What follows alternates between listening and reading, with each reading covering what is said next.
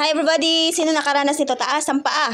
What? So, kung nakaranas ka nito guys, aba, mag-asawa ka na. Charot. Kasi, nung ako'y kabataan, pinanganak ako year 1983, naranasan ko to. Pero for sure ngayong mga millennial na, ayan, mga bagong tubo, mga bagong silang ng mga bata, siguro hindi na nila naranasan to. Especially kung nakatira sila sa syudad.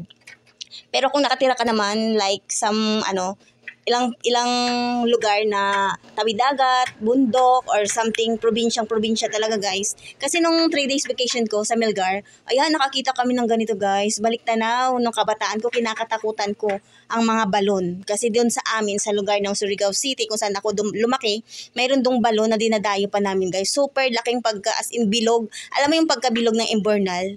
Kung kabisado kayo ng Imbornal guys. Ayun, yung mga mayayaman dyan, di alam ang tawag na, hindi alam yung Imbornal. Yun, yung ganong kalaking bilog, yun ang namin dati. Pinakalumang nakita ko na balon dun sa amin. So, kinakatakutan ko siya guys kasi overthinking ako eh. Nag-a-advance pala ako. Nag-advance thinking pala ako. So, in case na sumilip ako or what, ang iniisip ko guys, para akong mahuhulog. Eh, yung balon na yun ay mayroong palaka sa ilalim. Pero yung balon na yun guys, nung kinalakahan ko, sementado din katulad ng balon na to na nakita ko dito sa Melgar. So, mayroon pa talagang kabahayan, especially sa probinsya, na gumagawa ng sarili nilang balon. Kasi tawag nito? Nakaka-save ka ng tubig, lalo pa yung bakuran mo is matubig talaga. So, nakakagawa ka ng balon at the same time, hindi siya natutuyo.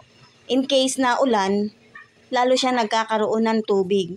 Tapos in fairness guys, no, napakalamig ng tubig at napakalinaw. So, nasubukan ko ulit ang panibagong memories ko nung kabataan. Nasubukan ko ulit nung lumaki na ako. Ay, hindi pala. Itong tumanda na ako guys, no. Nakita ko to nung nagbakasyon kami dito sa Melgar. So, thank you so much for watching my vlog, guys. Sana nagustuhan ninyo ang aking konting karanasan. Ayan, na isinishare ko sa inyo during my vacation. I hope na you can watch also my another vlog. Dito lang yan sa aking profile account. Thank you so much. Bye!